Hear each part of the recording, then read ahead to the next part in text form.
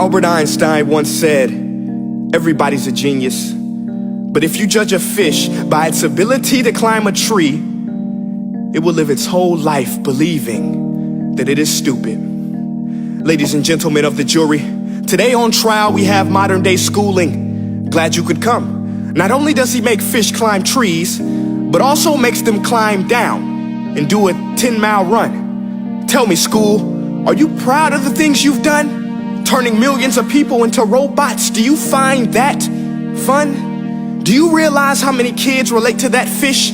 Swimming upstream in class, never finding their gifts, thinking they are stupid, believing they are useless? Well, the time has come, no more excuses. I call school to the stand and accuse him of killing creativity, individuality, and being intellectually abusive. He's an ancient institution that has outlived his usage. So, Your Honor, this concludes my opening statement, and if I may present the evidence of my case, I will prove it. Proceed. Exhibit A. Here's a modern day phone. Recognize it? Here's a phone from 150 years ago. Big difference, right? Stay with me. Here's a car from today, and here's a car from 150 years ago. Big difference, right? Well, get this. Here's a classroom of today, and here's a class we used 150 years ago. Now, ain't that a shame? In literally more than a century, nothing has changed. Yet you claim to prepare students for the future? But with evidence like that, I must ask, do you prepare students for the future or the past?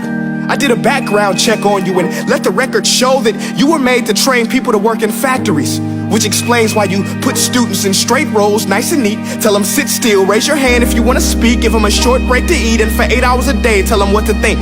Oh, and make them compete to get an A letter which determines product quality, hence grade A of meat. I get it. Back then, times were different. We all have a past. I myself am no Gandhi. But today, we don't need to make robot zombies. The world has progressed, and now we need people who think creatively, innovatively, critically, independently, with the ability to connect. See, every scientist will tell you that no two brains are the same, and every parent with 2 or more children will confirm that claim. So please explain why you treat students like cookie cutter frames or snapback hats, giving them this one-size-fits-all crap. Watch your language. Sorry, Your Honor, but if a doctor prescribed the exact same medicine to all of his patients, the results will be tragic. So many people would get sick, yet when it comes to school, this is exactly what happens. This educational malpractice, where one teacher stands in front of 20 kids, each one having different strengths, different needs, different gifts, different dreams, and you teach the same thing the same way? That's horrific. Ladies and gentlemen, the defendant should not be acquitted. This may be one of the worst criminal offenses ever to be committed. And let's mention the way you treat your employees. Objection. Overruled. I want to hear this. It's a shame. I mean, teachers have the most important job on the planet, yet they're underpaid? No wonder so many students are short-changed. Let's be honest, teachers should earn just as much as doctors, because a doctor can do heart surgery and save the life of a kid, but a great teacher can reach the heart of that kid and allow him to truly live. See, teachers are heroes that often get blamed, but they're not the problem. They work in a system without many options or rights. Curriculums are created by policymakers, most of which have never taught a day in their life. Just obsessed with standardized tests. They think bubbling in a multiple choice question will determine success. That's outlandish.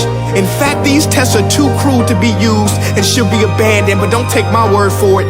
Take Frederick J. Kelly, the man who invented standardized testing, who said, and I quote, "These tests are too cruel to be used and should be abandoned." Ladies and gentlemen of the jury, if we continue down this road, the results will be lethal. I don't have much faith in school, but I do have faith in people.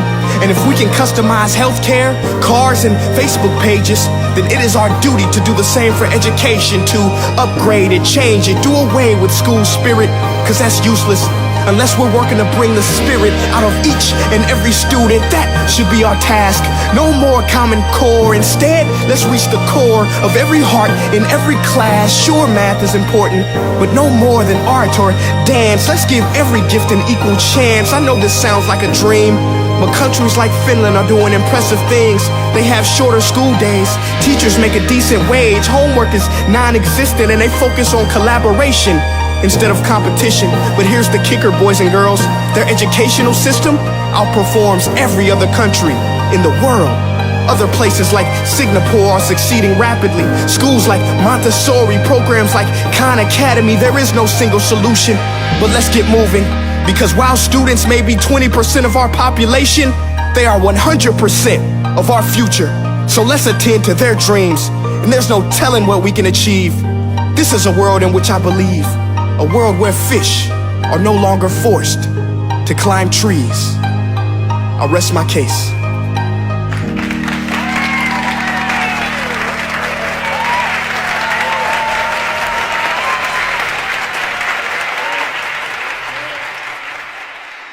Hey guys, my name is Prince EA, and I want to say thank you so much for watching my video. But now, I want to know what you think. How can we together create a more efficient, effective, and just better future of learning? I want you to visit nestday.com/preorder the future and share your thoughts and ideas on the topic. Peace.